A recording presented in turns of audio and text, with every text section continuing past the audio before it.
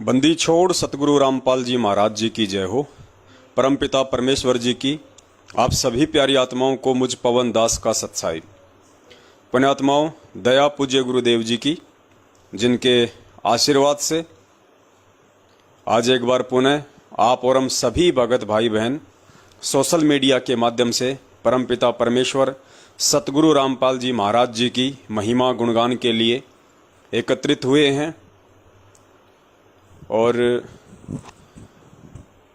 पिछले 3-4 दिनों से परमात्मा आप और हम सभी आत्माओं पे लगातार लाइव आने की दया कर रहे हैं और उम्मीद करता हूं लगातार नहीं तो एक दिन छोड़ के एक दिन 8 सितंबर तक हम लोग लाइव आते रहेंगे, क्योंकि 8 सितंबर को पूर्ण परमात्मा सतगुरु रामपाल जी महाराज जी का प्रकट दिवस है।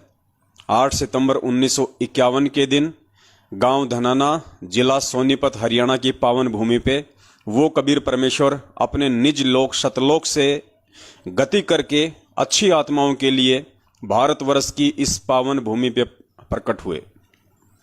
तो ये जितने भी उनके भगत हैं, उनके फॉलोअर्स हैं, उन सभी के लिए 8 सितंबर से बढ़ के दुनिया में कोई भी दिन खुशी का दिन नहीं हो सकता है।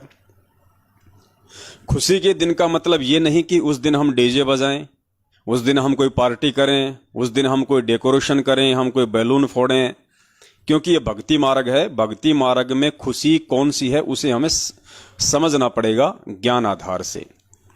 हमें वो परमात्मा मिल गया, उस परमेश्वर ने हमारी उंगली पकड़ के इस काल भगवान के जाल से हमारे को अपनी छत्र छाया में ले लिया। आप और हमारे आत्म कल्याण का मार्ग उस परमेश्वर ने नाम दीक्षा देके, अपना ज्ञान देके प्रशस्त किया। तो ये आप और हम सभी जीव आत्माओं के लिए एक बेहद खुशी की बात है कि यदि वो परमात्मा 8 सितंबर 1951 को भारतवर्ष की पावन भूमि पे प्रकट होके इस बिचली पीढ़ी में यदि हमें ना संभालता, तो हम भी बाकी जीवों की तरह, बाकी आत्माओं की तरह लक 84 में ही धक्के खाते रहते। आज इंसान हैं, कल को अपने कर्म अनुसार गधे, कुत्ते, सुअर, मक्खी, कीट पतंग कुछ भी बनते। इसलिए एक तरह ये आप और हम सभी जीव आत्माओं के लिए खुशी का दिन है। तो हमने उस दिन को बार बार याद करना चाहिए, ये सोचकर कि वो पूर्ण परमात्मा मुझ जैसे 2 कौड़ी के जीव के लिए वो दयालु परमेश्वर अपनी दयालुता का उदाहरण पेश करते हुए इस काल लोक में, इस मृत लोक में आए और हमारे लिए आज वो परमात्मा असहनीय दुख उठा रहे हैं, असहनीय कष्ट उठा रहे हैं। उन्हीं की अन्य आत्माएं जो इस ज्ञान से अपरिचित हैं, वो परमात्मा उन्हीं आत्माओं से मार खाता है, परमात्मा उन्हीं आत्माओं से गालियां खाता है, उन्हीं आत्माओं से अच्छी बुरी अभद्र टिप्पणियां सुनता है। उसके बावजूद भी वो परमात्मा अपने जिस मिशन को यहां लेके आते हैं, उस मिशन आधार से वो परमेश्वर अपना काम संपूर्ण करते हैं। और सौभाग्यशाली होती हैं वो आत्माएं जो परमेश्वर के उस मिशन में उनके सहयोगी बनती हैं। तो आप और हम सभी आत्माओं पर यह विशेष दया है परमात्मा की। और आजकल आप न्यूज देख रहे होंगे जिस प्रकार से तालिबान ने आज काबुल पर भी लगभग अपनी चढ़ाई कर दी है। और जो अफगानिस्तान के राष्ट्रपति हैं अशरफ गनी, उन्होंने इस्तीफा दे दिया है और वो देश छोड़ के भी जा सकते हैं दूसरे देश में, यहां तक कि नौबत आ गई है। तो एक तरीके से अगर देखा जाए तो असुर निकंदन रमणी में जो परमेश्वर की भविष्यवाणी है कि आवेगा दक्खन से दीवाना काबुल का, हो सकता है वो समय आ गया हो, वो विश्व युद्ध का समय आ गया हो, काल भगवान के कुचक्कर का समय आ गया हो, वो विनाशक समय आ गया हो। और दूसरी आशंका इसमें छोटी सी एक ये भी है, क्योंकि पुण्यात्माओं, दास को जो आभास हो रहा है उस हिसाब से दास आप जियों को बता रहा है। बाकी परमेश्वर की क्या मर्जी है वो जाने, लेकिन दास को जो महसूस हो रहा है उस हिसाब से दास आप जियों को बताना चाहेगा कि अभी इसमें समय लग सकता है। हो सकता है काबुल और तालिबान के बीच कोई मैत्री पूर्ण संबंध, बीच में कोई दूसरा देश पड़ के या अन्य मुस्लिम कंट्री वाले भागीदार बन के उनमें कोई समझौता करवा दें। हो सकता है 2-3 साल के लिए उनकी कोई मित्रता हो जाए, उनका कोई एग्रीमेंट हो जाए, कोई संधि हो जाए, और ये विनाशकारी समय हो सकता है 2-3 साल के लिए और आगे बढ़ जाए। क्योंकि पुण्यात्माओं, विश्व की सबसे बड़ी जो लड़ाई है वो तालिबान और अफगानिस्तान की नहीं है, वो अन्य किसी देश के बीच में नहीं है। विश्व की सबसे बड़ी जो लड़ाई वर्तमान में जो लड़ी जा रही है इस पृथ्वी पे, इस मृतलोक में, वो परमपिता परमेश्वर सतगुरु रामपाल जी महाराज और काल भगवान के बीच में लड़ी जा रही है। और ये दोनों ही शक्तियां आमने सामने होके नहीं लड़ते हैं। उस काल भगवान ने इस पृथ्वी पे अपना काला साम्राज्य फैलाने के लिए और जो जो आत्माएं उसके जाल से बाहर निकलने की कोशिश कर रही हैं, तो शिकारी की तरह उसने अपने कुछ एजेंट यहां पे छोड़े हुए हैं। वो एजेंट उस काल भगवान के नौकर बन के अपनी तरफ से भरकर कोशिश कर रहे हैं कि उस परमपिता परमेश्वर सतगुरु रामपाल जी महाराज जी के इन पंछियों को, इन पक्षियों को, उनकी आत्माओं को, उनके भक्तों को किसी भी तरीके से इस जाल में फंसाया जाए। और दूसरी तरफ वो परमपिता परमात्मा भी अपने एजेंट, अपने दूत इसी पृथ्वी पे छोड़ता है, अपने तत्व ज्ञान से परिपूर्ण करके, अपने विधान से परिपूर्ण करके, अपनी पावर से परिपूर्ण करके। और इसी प्रकार वो दोनों शक्तियां दूर रहती हैं, लेकिन उन दोनों शक्तियों के जो दूत होते हैं, जो एजेंट होते हैं, वो आमने सामने की लड़ाई लड़ते हैं ज्ञान आधार से। लेकिन काल का जो रिवाज है, काल की जो परंपरा है, वो हमेशा छल और बल की रही है। वो हमेशा साम दाम, दंड भेद और घटिया नीति अपना के अपना जाल फैलाता है। तो दूसरी तरफ जो परमेश्वर के एजेंट होते हैं, जो परमेश्वर के सैनिक होते हैं, वो हमेशा अपने गुरुदेव के ज्ञान और विधान अनुसार उनके तत्व ज्ञान को ही अपने अस्त्र शस्त्र और हथियार बना के इस भक्ति मार्ग की लड़ाई में एक सैनिक के रूप में मैदान में उतरते हैं। और अंत में पुण्यात्माओं, जीत उस परमेश्वर के सैनिकों की ही होती है। तो विश्व की सबसे बड़ी जो लड़ाई है, क्योंकि जिस व्यक्ति को अपने पूज्य गुरुदेव जी के सत्संगों पे यकीन होगा, जिसको अपने गुरुदेव के वचनों पे विश्वास होगा, उस आदमी को अच्छे से पता है कि आने वाले समय में जो साम्राज्य होगा पूरी पृथ्वी पे, वो साम्राज्य पूज्य गुरुदेव जी का होगा, परमात्मा का होगा। क्योंकि वर्तमान में इंसान ने इस विज्ञान से और अपनी चालाकियों से जो विपरीत परिस्थितियां अपने लिए पैदा कर ली हैं, जो पूरी दुनिया के लिए एक संकट के रूप में बन के खड़ी हो चुकी हैं, आज वो समस्याएं मानवीय बुद्धि और मानवीय बल से बाहर की बात है। जिस प्रकार से आज पूरा विश्व बारूद के ढेर पे बैठा हुआ है, जिस प्रकार से पूरे विश्व में नशा, मांसाहार, भ्रष्टाचार, कालाबाजारी, लूटमार, बलात्कार अपनी चरम सीमा पे हैं। सरकारें भी अपनी तरफ से भरपूर कोशिश कर रही हैं उन चीजों को शांत करने की, उन चीजों को दबाने की। लेकिन सरकार क्या कर सकती है? सरकार ज्यादा से ज्यादा कोई कानून पारित कर सकती है, या सरकार ज्यादा से ज्यादा कोई बल का प्रयोग कर सकती है। लेकिन लातों के भूत कभी भी बातों से नहीं मानते हैं। पुण्यात्माओं, सरकार की फिर ये कोशिशें अंत में जाके फेल हो जाती हैं, क्योंकि सरकार की कथनी और करनी में रात दिन का अंतर होता है। वो खाली स्लोगन में होते हैं। सरकार के जो नियम होते हैं, कायदे कानून होते हैं, वो दीवारों पे छपे होते हैं, गाड़ियों के पीछे छपे होते हैं, वो खाली पोस्टर और पंपलेट में होते हैं। हकीकत में सरकार के नुमाइंदे भी उन आदेशों की पालना नहीं करते हैं। जिस वजह से यहाँ का विधान है, उस विधान के अकॉर्डिंग उनके शब्दों का, उनके नियमों का, उनके कानूनों का किसी के ऊपर कोई असर नहीं होता है। अगर मारने पीटने से या कठोर से कठोर कानून बनाने से अगर देश में बलात्कार, चोरी, भ्रष्टाचारी, रिश्वतखोरी अगर बंद होनी होती, तो पुण्यात्माओं आज पूरे विश्व में इस तरीके से आग नहीं लगी होती। हर प्रकार की कोशिश हर प्रकार का देश करता है, लेकिन दिन ब दिन परिस्थितियां बिगड़ती जा रही हैं। 2-2 साल की, 5-5 साल की बच्चियों के साथ बलात्कार किए जाते हैं, उनको मार के फेंक दिया जाता है, हत्याएं कर दी जाती हैं। थोड़े से पैसे के लिए, थोड़े से लालच के लिए नौकर अपने मालिक की हत्या कर देता है, बात बात पे झगड़ा हो जाता है। तो मानवीय बल और मानवीय बुद्धि से बस की बाहर की बात हो चुकी है। अब यहां केवल विनाश ही एक अंतिम विकल्प है, क्योंकि जो एक और अच्छा विकल्प था वो परमेश्वर की शरण थी, पूज्य गुरुदेव जी का ज्ञान था, लेकिन इंसान ने उन्हें ठुकरा दिया है। तो परमेश्वर भी अपना एक साइड में जाके बैठ गए कि भाई ठीक है, जबरदस्ती तो मैं कर नहीं सकता, मेरे भी कुछ रूल हैं, कुछ मेरा एग्रीमेंट है यहाँ के राजा के साथ, काल भगवान के साथ, उसे मैं नहीं तोड़ सकता। लेकिन जिन जिन आत्माओं ने मेरी शरण ली है वो आत्माएं भी यदि मेरी मर्यादा में रहेंगी, मेरे वचन में चलेंगी और मेरे एग्रीमेंट अनुसार यदि मेरे इशारों से इस विनाशकारी समय में मेरे संकेतों के हिसाब से यदि वो चलती रहेंगी तो मैं उनका बचाव जरूर करूंगा। बाकी तो सबका यहां अपना अपना संस्कार होता है। तो पुण्यात्माओं, विश्व की सबसे बड़ी लड़ाई किसी 2 या 4 या 5 देशों के बीच में नहीं है।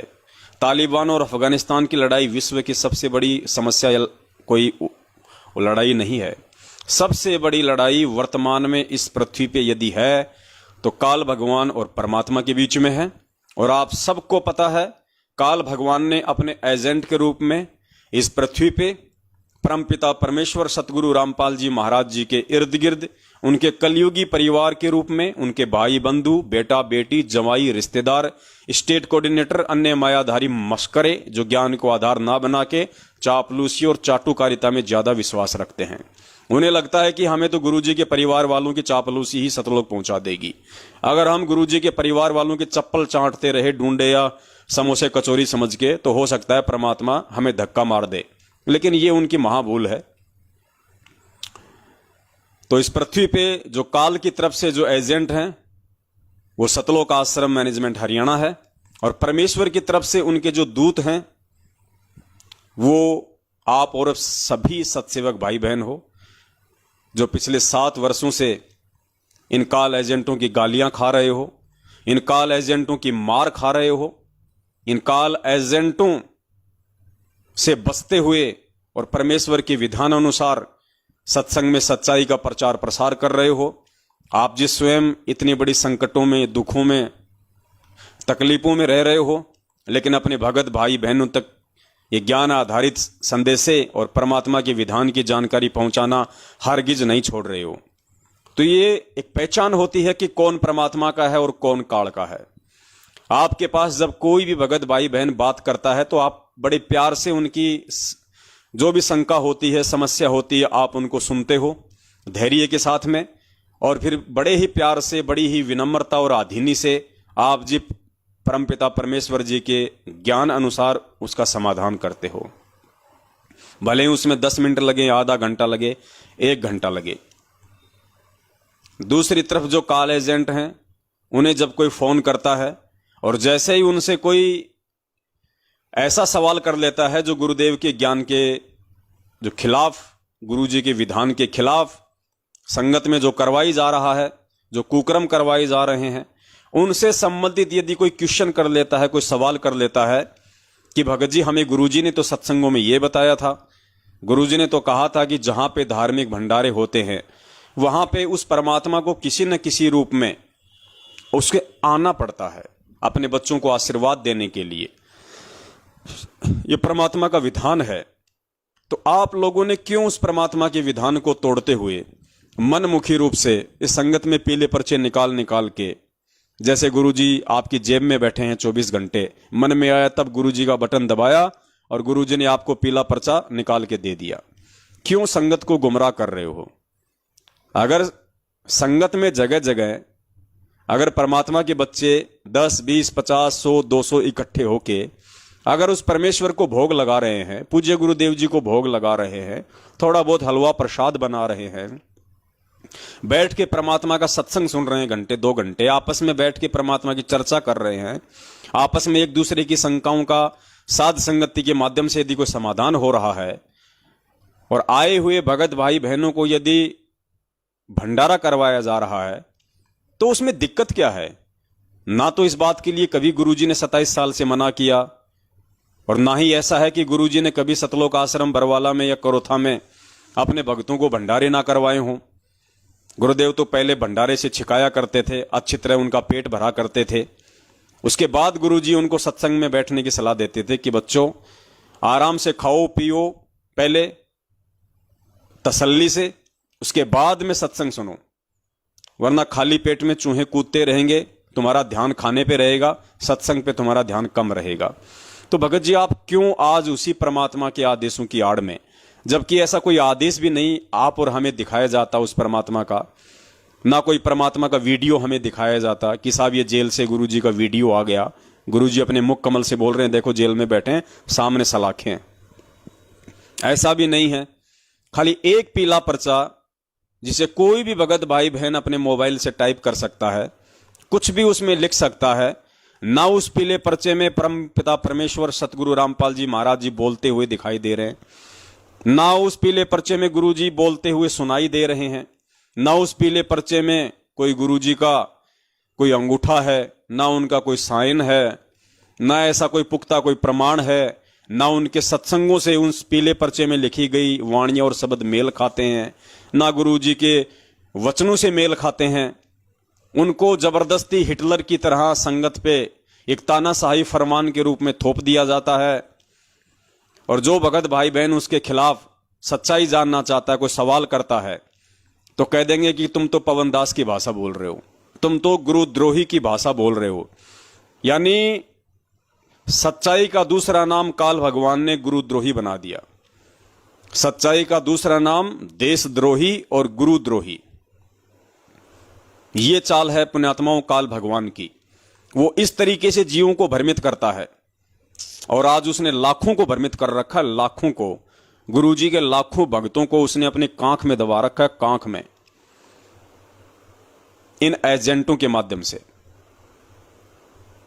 इनसे कोई सवाल जवाब करे तो ये मां बहन की गालियां देते हैं।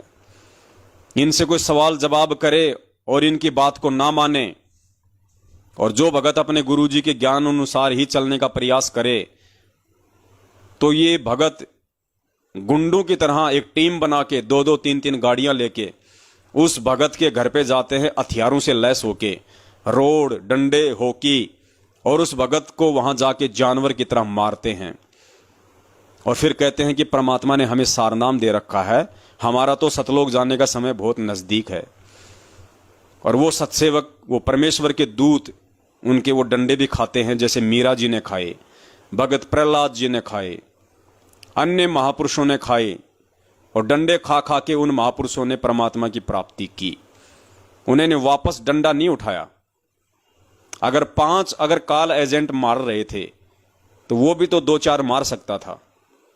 20 गालियां यदि उस भगत को काल एजेंट निकाल रहे थे, 2-4 गालियां वो भी निकाल सकता था। जुबान उसके भी थी, मुंह भी उसके भी था। लेकिन उस सत्सेवक भगत को, उस परमेश्वर के विधान अनुसार चलने वाली आत्माओं को इस बात का ज्ञान होता है कि तेरे हाथ भी हैं, तेरे जुबान भी है, तू मार भी सकता है। लेकिन मारना तो बहुत दूर की बात है, यदि तूने इन आत्माओं के ऊपर हाथ भी उठाने की कोशिश की, या तेरे अंदर से भी यदि उनको मां बहन की गाली निकालने का एक भाव यदि प्रकट भी हो गया, निकालना तो बहुत दूर है, यदि तूने सोच भी लिया कि मैं इनको गाली, या फिर आपने अंदर ही अंदर बिना बोले उनको गालियां निकाल दी, तो ये परमेश्वर की जो भक्ति है बहुत ही सूक्ष्म है। परमात्मा कहते हैं बेटा ये मन वचन कर्म की भक्ति है। इस भक्ति में चाहे तू किसी भगत को लठ मार के या डंडा मार के या पत्थर मार के चाहे तू उसकी हत्या कर दे, या चाहे तू उस भगत की अपने वचन से हत्या कर दे, या चाहे तू उस भगत की अपने मन में सोच के, तूने मन में सोच लिया कि मेरे हाथ में तलवार है और मैंने इसके मारी गर्दन पर, गर्दन इसकी उड़ गई, तो परमेश्वर कहते हैं कि इस भक्ति मार्ग में तीनों प्रकार के दोष बराबर हैं, मन कर्म वचन। मन से भी यदि तूने किसी का बुरा सोच लिया, कर्म यदि तूने अपने हाथ पैर से भी यदि तूने किसी का बुरा कर दिया, मन कर्म वचन, और अपनी जिह्वा से इस वाणी के द्वारा यदि तूने किसी का कोई बुरा बोल दिया, किसी की आत्मा दुखा दी, तो बेटा भक्ति मार्ग में तीनों दोष तुझे बराबर लगेंगे। तो वो परमेश्वर का दूत, वो परमेश्वर का सत्सेवक कभी विचार भी नहीं लाता है कि सामने वाला मुझे मार रहा है, मुझे गालियां निकाल रहा है, तो मैं भी इसको मारूं या पीटूं, वो तो बहुत दूर की बात है। वो मन में भी इस तरह के भाव नहीं लेके आता है। इसलिए परमात्मा सदा उसके साथ रहता है। वो काल एजेंट भरकस कोशिश करते हैं उसे मारने की भी, हर प्रकार से उसको प्रताड़ित करने की, उसको बदनाम करने की।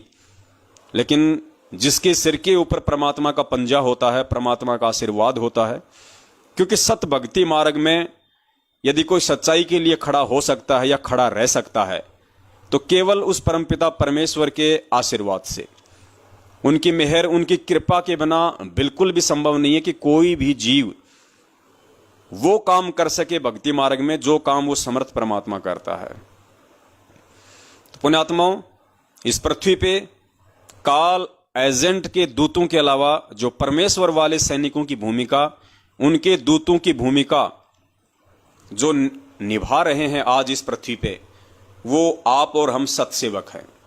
तो सबसे बड़ी जो लड़ाई है वर्तमान में इस पृथ्वी पे, वो सतसेवक और सतलोक आश्रम मैनेजमेंट हरियाणा वालों के बीच में है।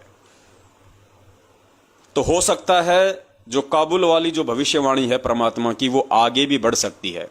हो सकता है उन दोनों देशों के बीच कोई मैत्रीपूर्ण संबंध भी स्थापित हो सकते हैं।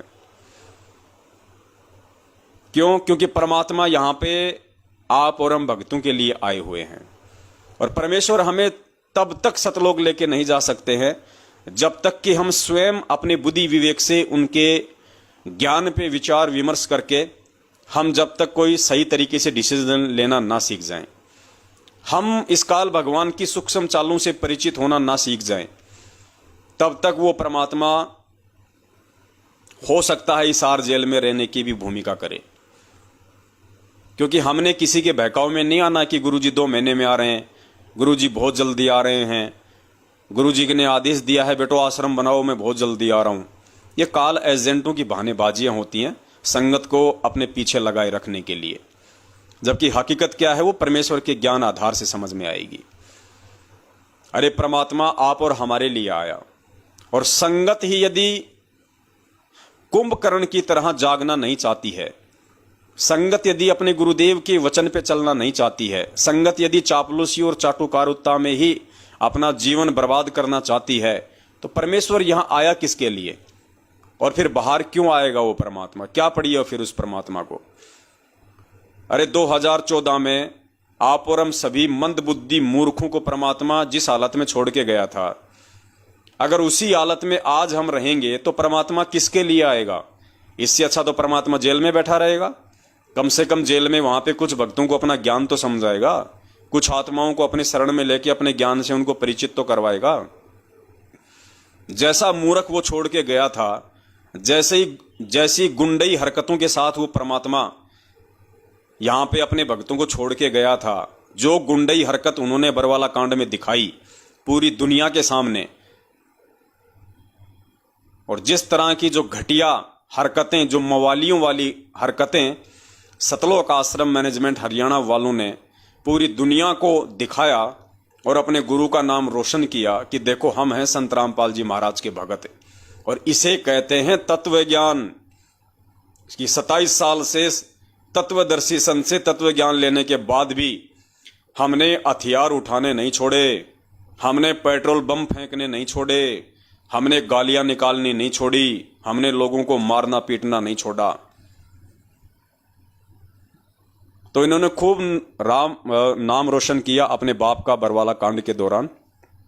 तो बताओ पुण्यात्माओं, आज भी अगर वही हरकत होगी और उसी स्टैंड पे यदि संगत खड़ी रहेगी तो परमात्मा क्यों आएगा भैया?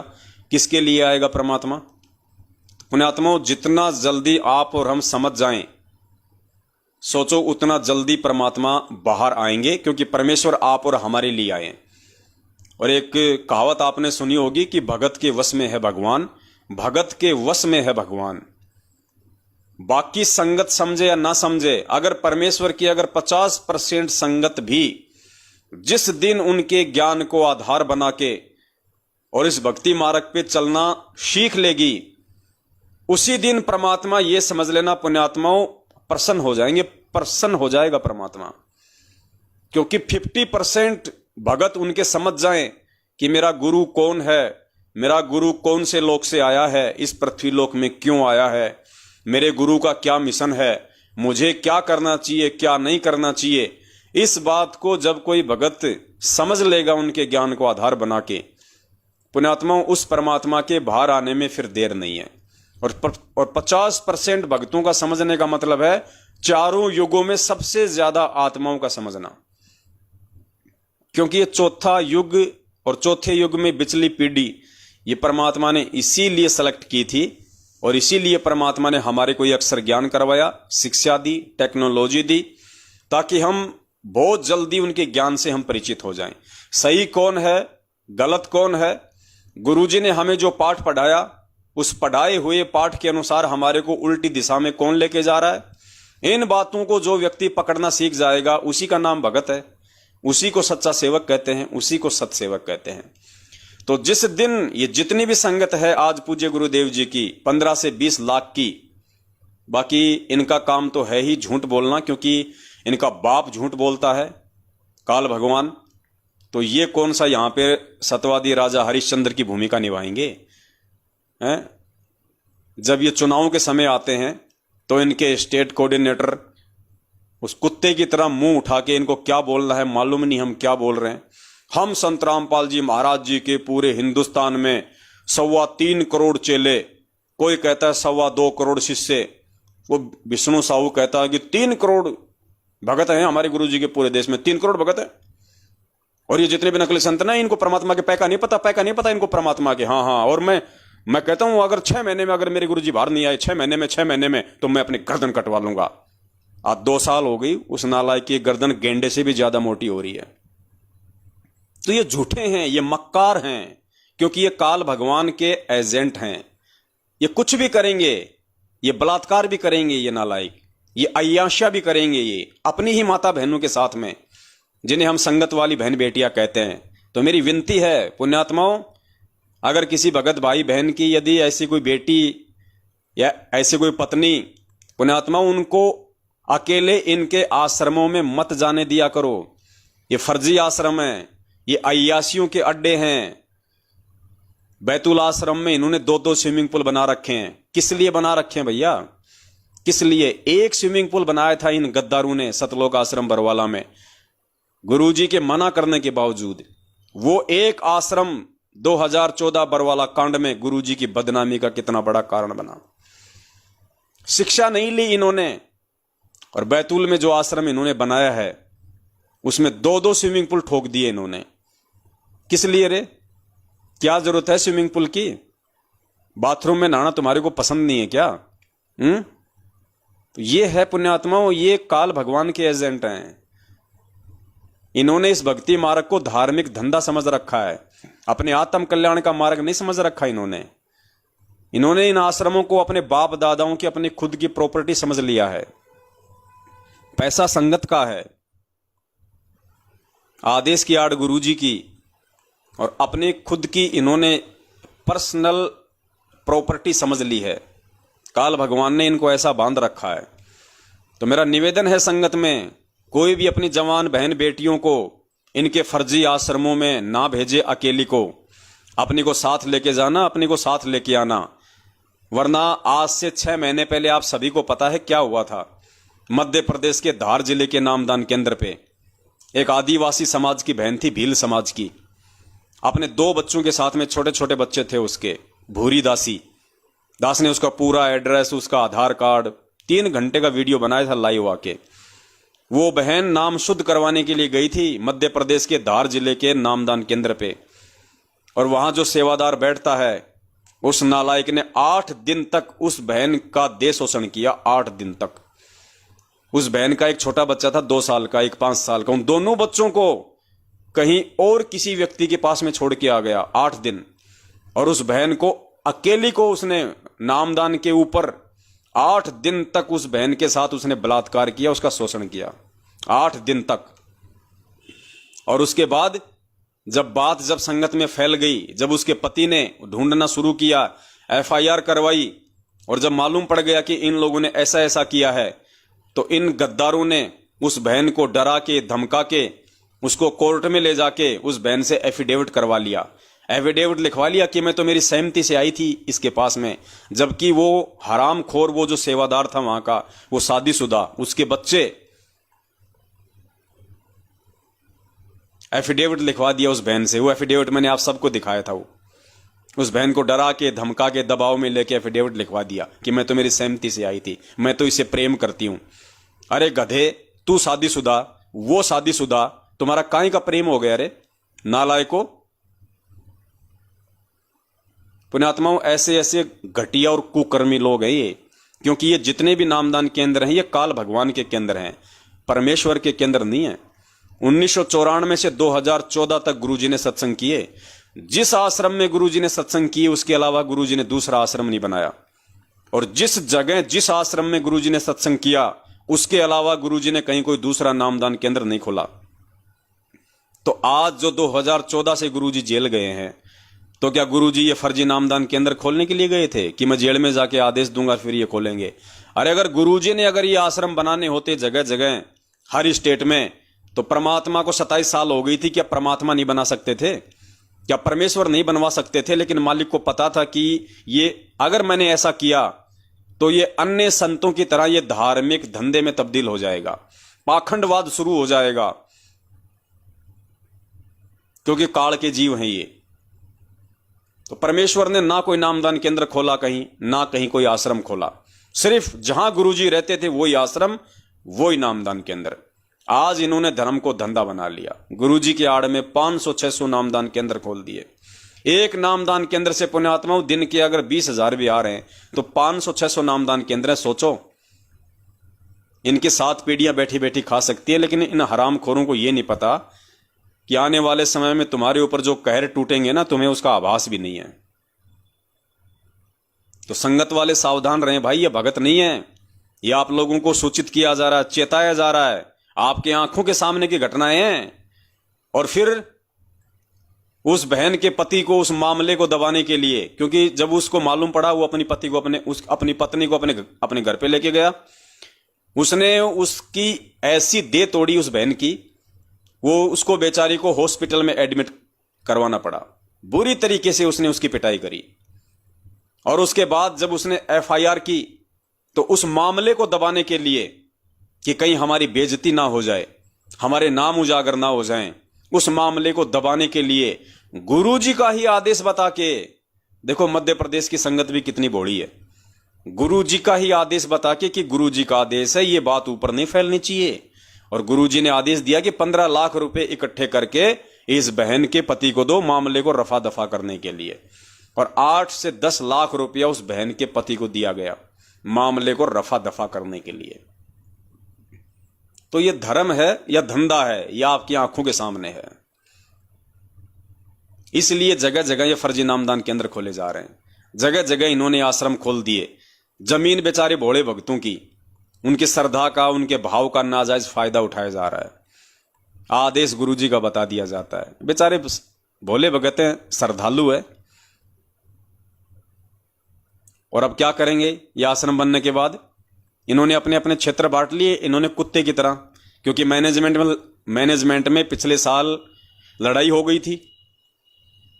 जो कुरुक्षेत्र वाला जो पुरुषोत्तम सैनी है, उसने कहा कि भैया मुझे तो अपना अलग राज्य दे दो। क्योंकि पुण्यात्मा सिस्टम वही है जिस प्रकार से सतलोक में जो इस ज्योति निरंजन ने जो पाखंड शुरू किया था कि मेरा तो इस एक प्लाट में गुजारा नहीं होता, मैं नहीं रहूंगा इसके साथ, मुझे अलग से राज्य प्राप्ति चाहिए।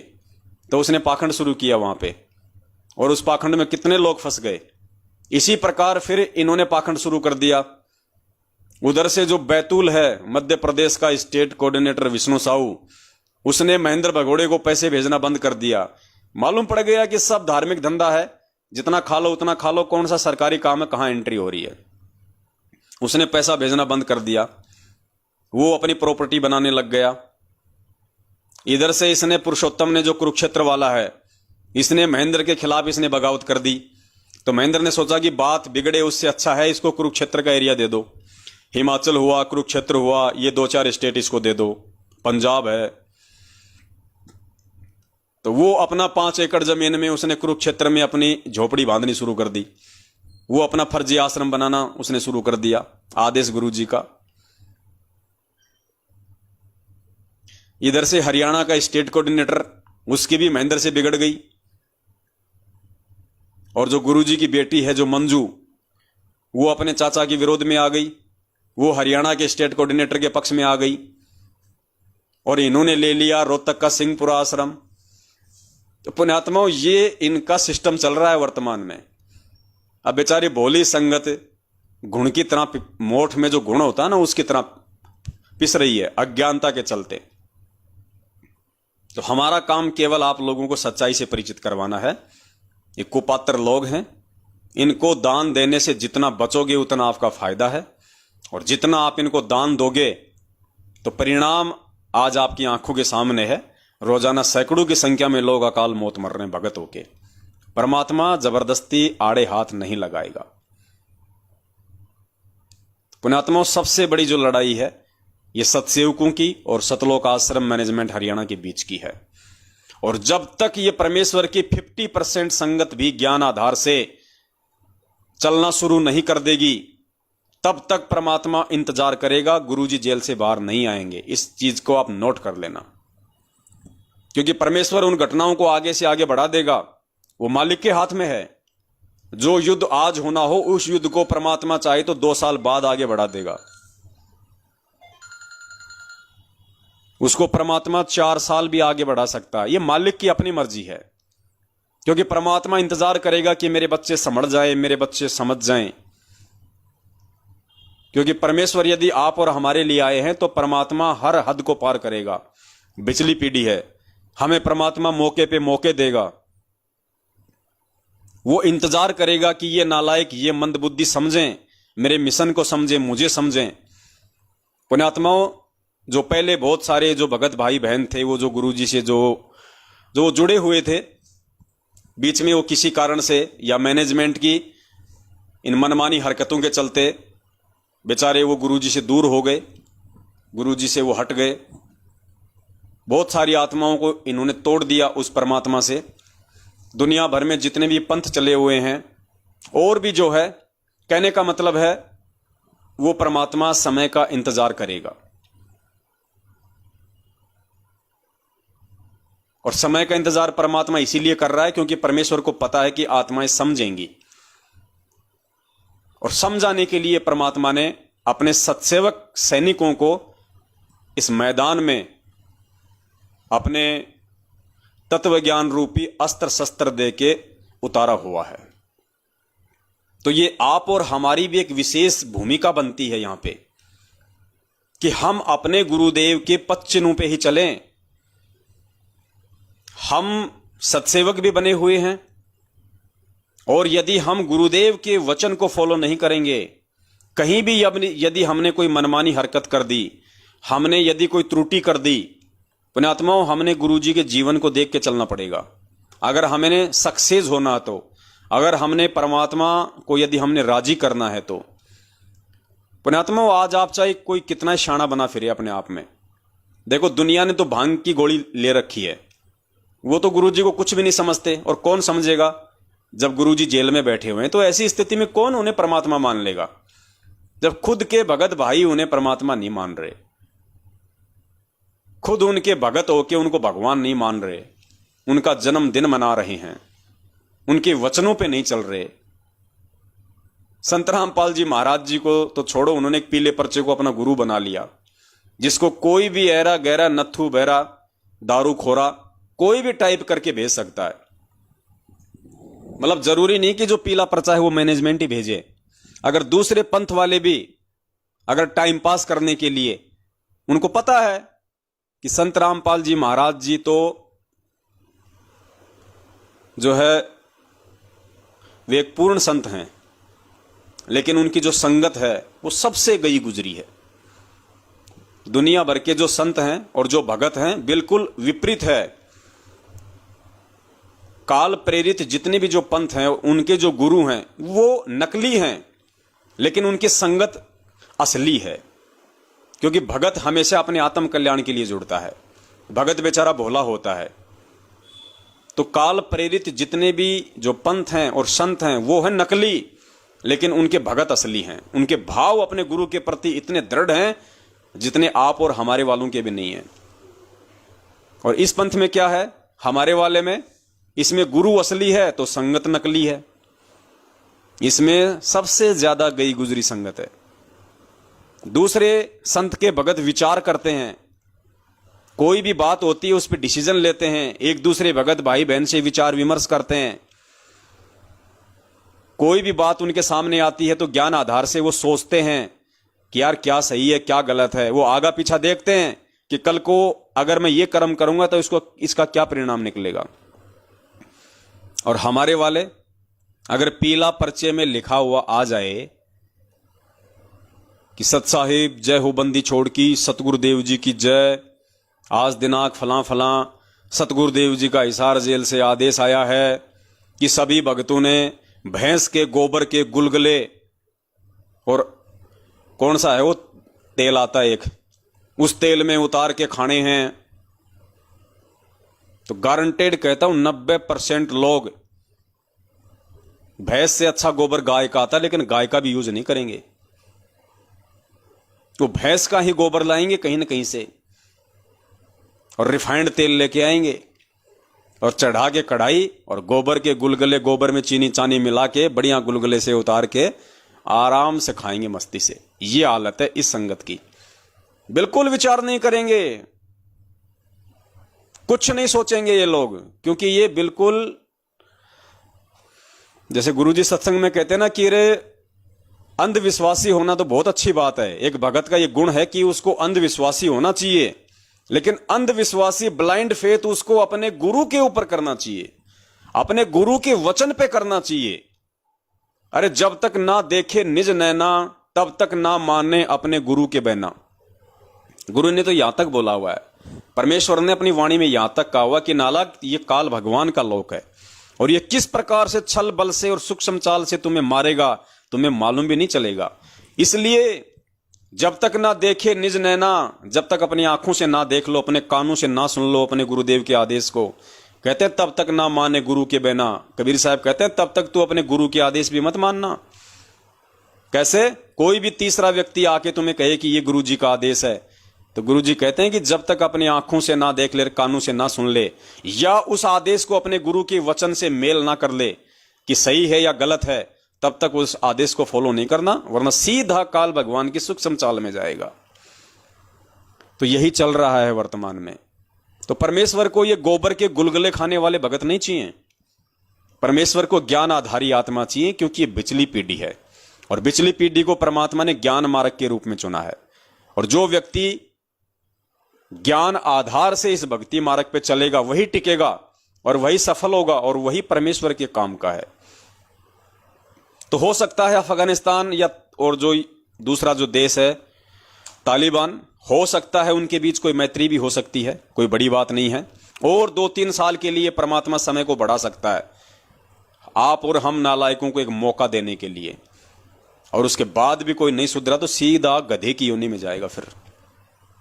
तो दोस्तों एक अपनी जो सोच है ज्ञान आधार से, वो आप लोग जियो तक मैं बता रहा हूं। बाकी ये मेरा कोई फाइनल नहीं है, कहीं आप सोचो कि ऐसा ही होगा, ये फाइनल नहीं है। मुझे जो महसूस हुआ है मैंने आपके सामने मेरे निजी विचार रखे हैं। इन विचारों को मानना या न मानना आपके अपने स्वयं के विवेक के ऊपर है, कोई दबाव नहीं है इस चीज का। हो सकता है समाचार आए कि कल सुबह ही हो जाए उल्टा फुल्टा। मैंने तो अपने विचार व्यक्त किए हैं वर्तमान की जो परिस्थितियां चल रही हैं संगत की उस हिसाब से, क्योंकि पूरे विश्व की इन परिस्थितियों को चेंज करना, तोड़ना, मरोड़ना परमेश्वर के बाएं हाथ का खेल है, बाएं हाथ का खेल। हमें गुरुजी ने सत्संगों में क्या बताया, एक भगत था वो पहाड़ पे रहता था, कई किलोमीटर ऊंचा पहाड़ था, और एक दिन उसकी तबीयत खराब हो गई और उसका नियम था रोजाना का, वो क्या करता था, वो पहाड़ से थोड़ा नीचे उतर के आता था और वहां पे एक तालाब था, उस तालाब के पानी से अपने हाथ मुंह धोता था, उसके बाद वो अपनी साधना करता था। तो एक दिन उसकी तबीयत बहुत ज्यादा खराब हो गई और इतनी खराब हो गई कि उसकी हिम्मत नहीं थी कि मैं नीचे जाके तालाब में हाथ मुंह धो के आऊं। तो उसको अंदर से बड़ी पीड़ा हुई कि परमात्मा आज तो मैं भक्ति नहीं कर पाऊंगा, आज मैं दैनिक क्रियाओं को कैसे पूरा करूंगा परमेश्वर, हे भगवान आज तो मैं अपना मुंह भी नहीं धो पाया। भक्ति के लिए उसके मन में इस तरह के विचार उठे, भक्ति के लिए, नहाने के लिए नहीं, भक्ति के लिए, अपने हाथ पैर धोने के लिए, मुंह धोने के लिए। तो गुरुजी ने बताया कि परमेश्वर ने क्या किया, उस भगत की उस इच्छा को जो उसने भक्ति के लिए की थी, परमात्मा से रहा नहीं गया, उसकी पीड़ा को, उसकी करुणा को सहन नहीं कर सका वो परमात्मा। और परमेश्वर ने इतनी भयंकर बारिश कर दी, इतनी भयंकर बारिश की उसी समय, कहते हैं पूरी पृथ्वी जल से लबालब हो गई, पूरी पृथ्वी डूब गई, सारे प्राणी डूब गए, सब के सब मर गए। और बारिश होते होते होते होते जल स्तर इतना बढ़ गया कि उस भगत की खाट तक पहुंच गया, जहां वो था पहाड़ की चोटी पे। और जब उसने नीचे की तरफ देखा और चारों तरफ आंख फैलाई, तो वो समझ गया उस बात को कि भगवान से मेरी पीड़ा सही नहीं गई। तो उसने रो रो के भगवान से उसने प्रार्थना की कि हे परमेश्वर, मुझ नीच के कारण परमात्मा इतना बड़ा अनर्थ हो गया, मालिक मैं अपने आप को कभी क्षमा नहीं कर पाऊंगा, हे परमपिता परमात्मा मुझ नीच को क्षमा करो। तो कहते हैं उसी समय परमात्मा ने ऐसा कर दिया कि जैसे कुछ हुआ ही नहीं था, वापस वैसी की वैसी सृष्टि परमेश्वर ने सुचारू कर दी। जो खेत में काम कर रहा था वो खेत में काम कर रहा है, जो पढ़ाई कर रहा था स्कूल में वो उसी समय वो पढ़ाई कर रहा है। उसको मालूम ही नहीं हुआ कि क्या हो गया, कुछ उसको दिमाग में नहीं क्या हुआ था, कुछ नहीं। ऐसा ही जैसे मैं तो अपने खेत में काम कर रहा था, मैं तो अपनी पढ़ाई कर रहा था। इसलिए परमात्मा ने कहा कि मौला जल से थल करे, मौला जल से थल करे वो थल से जल कर देत, और साहिब तेरी साहिबी उसे श्याम कहूं कि सवेत। और परमात्मा कहते हैं कि साहिब से सब होत है, बंदे से कुछ नहीं। वो पर्वत से राई कर दे, वो राई से पर्वत कर दे, फिर पर्वत से राई, यानी परमेश्वर कुछ भी कर सकता है। तो पूज्य गुरुदेव जी उसी परमात्मा की भूमिका में हैं। तो आज ये परमात्मा कुछ भी कर सकता है और कुछ भी करने में ये समर्थ है, ये सक्षम है। और पुण्यात्मों, जब तक हम इस ज्ञान को आधार नहीं बनाएंगे तब तक हम इस परमात्मा को नहीं पा सकते। इसकी शरण में आके भी, इससे नाम दीक्षा लेके भी, इससे भगत कहला के भी हम मोक्ष मार्ग से वंचित रह जाएंगे। तो इसलिए हमने बहुत ही ज्यादा सोच समझ के चलने की आवश्यकता है। और कोशिश करें कि हम परमात्मा को समय बढ़ाने का मौका ना दें, हम उस परमेश्वर को जल्दी ही प्रसन्न करें। देखो मुझ पवनदास की भाई किससे क्या दुश्मनी है। आज जो संगत है,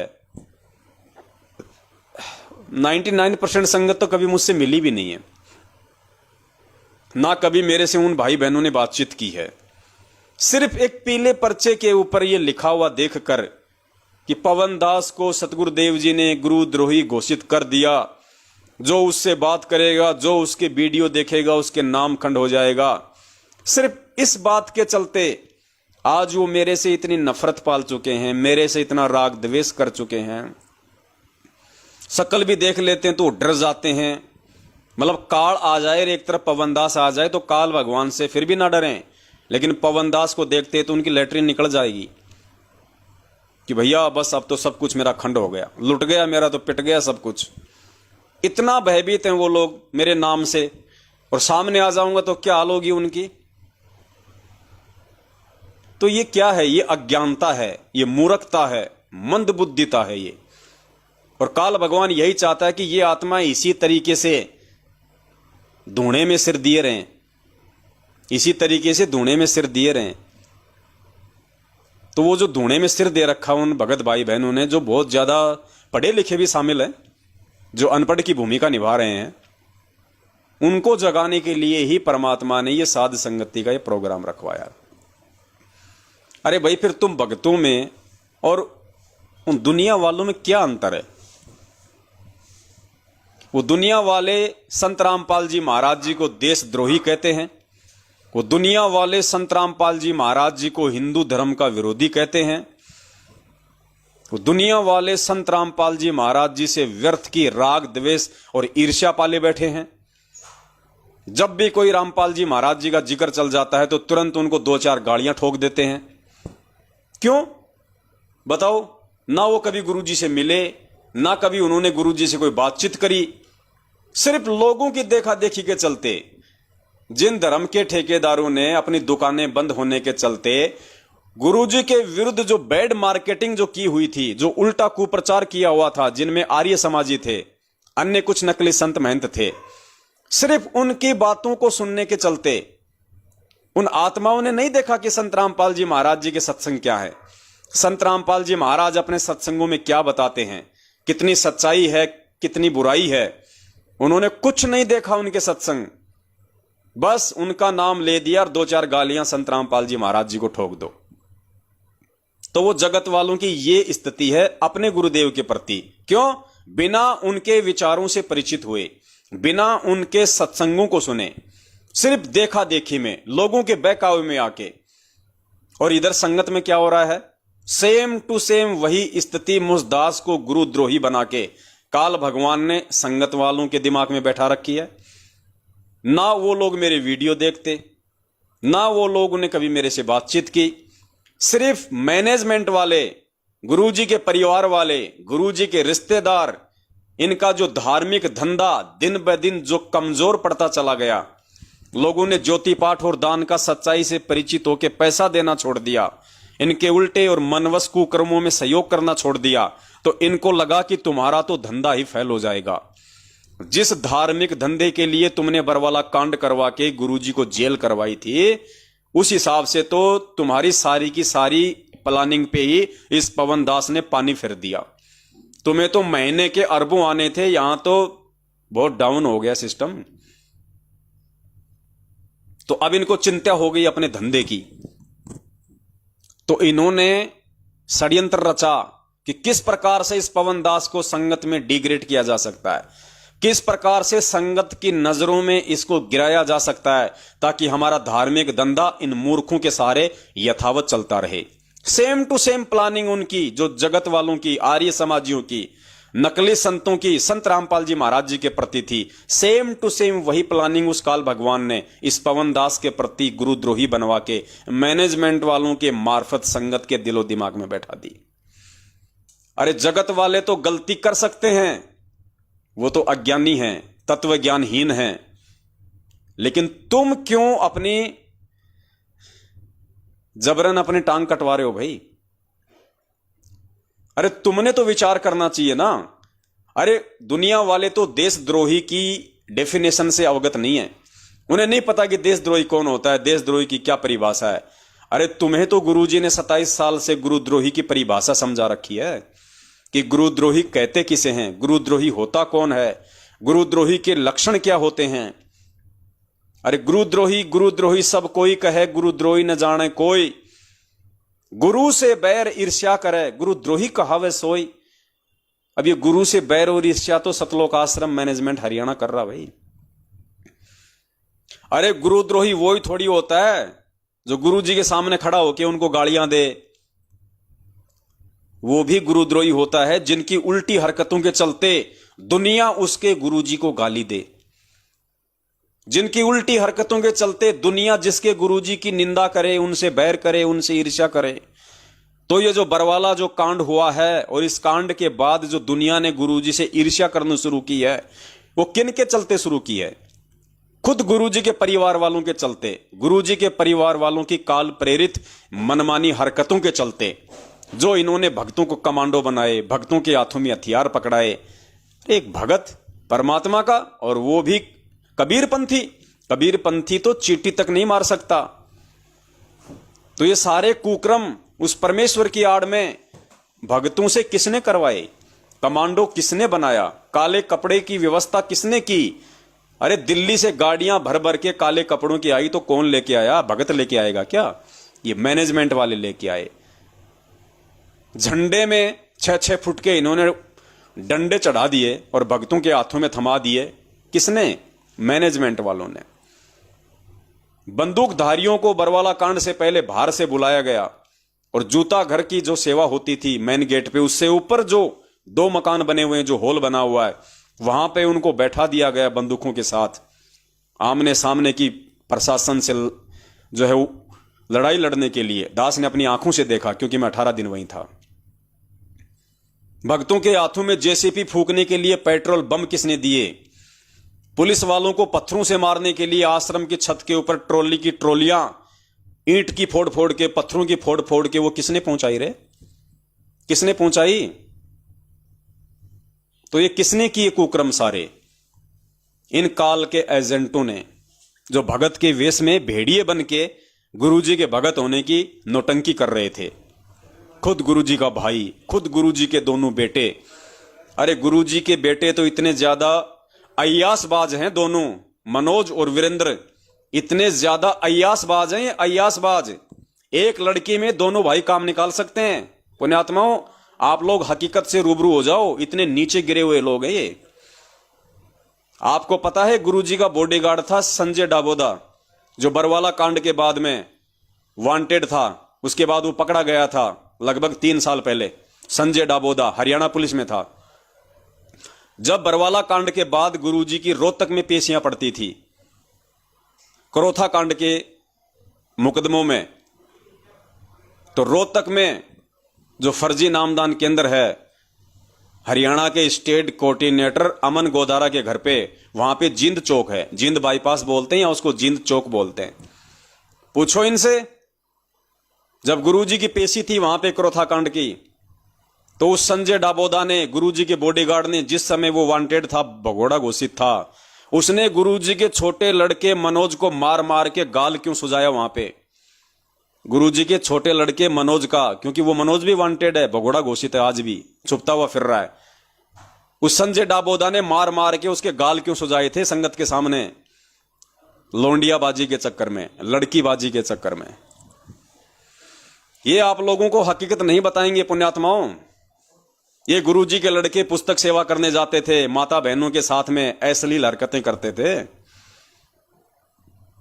गुरुजी का लड़का, अभी पिछले साल की बात है शायद, या मेरे हिसाब से 1.5 साल हुई है, गुड़गांव में एक भगत के घर पे रुका रात को। उसकी लड़की को क्यों छेड़ा भाई? उसकी लड़की के साथ अश्लील हरकत क्यों की? लेकिन कौन बताए संगत वालों को? जो बता दे उसको गुरुद्रोही कर दें, जो बता दे ये उसकी जान के पीछे पड़ जाते हैं, उसको मारने के पीछे पड़ जाते हैं। पुण्यात्माओं, ये गुंडे हैं, गुंडे। और इन्हीं गुंडों से गुरुजी आश्रम में दुखी थे, गुरुजी परेशान थे। और सतलोक आश्रम बरवाला में एक समय एक राजेंद्र नाम का भगत था, उसने इनकी ये घटिया हरकतें देखी, और घटिया हरकत देखने के बाद उसने गुरुजी से प्रार्थना की। वो भी आश्रम में रहा करता था। तो गुरुजी ने उस भगत से कहा, अरे बेटा मुझे सब पता है, लेकिन भाई इन 10 कॉल एजेंटों के लिए मैं ये 10 लाख की संगत नहीं छोड़ सकता। गुरुजी ने कहा कि मैं इन 10 लोगों के पीछे ये 10 लाख की संगत नहीं छोड़ सकता। बेटा मुझे सब पता है कि आश्रम में क्या चल रहा है, लेकिन हम कुछ समय इंतजार करते हैं। आने वाले समय में मेरे कुछ ऐसे भगत खड़े होंगे जो इन लोगों के ऊपर भारी पड़ेंगे। उस भगत ने हमें बताई ये बातें बरवाला कांड के बाद, कि मुझे गुरुजी ने ये बात बताई थी। गुरुजी ने कहा कि बेटा हमें इंतजार है कुछ आत्माओं का, उन आत्माओं के आने के बाद में फिर देखना किस तरीके से ये जो है वो सुधार होगा। पुण्यात्माओं, सौभाग्य है आप सत्सेवकों का, जो परमेश्वर ने आप लोगों को अपनी पूर्व निर्धारित योजना के तहत संगत में सच्चाई के प्रचार के लिए, और एक असली भगत क्या होता है, एक सच्चा सेवक क्या होता है, संत रामपाल जी महाराज जी का ज्ञान आधारित शिष्य क्या होता है, एक उदाहरण पेश करने के लिए परमेश्वर ने आप और हमारे को चुना है। तो हमने किस कदर परमेश्वर के वचन पे खरा उतरना होगा।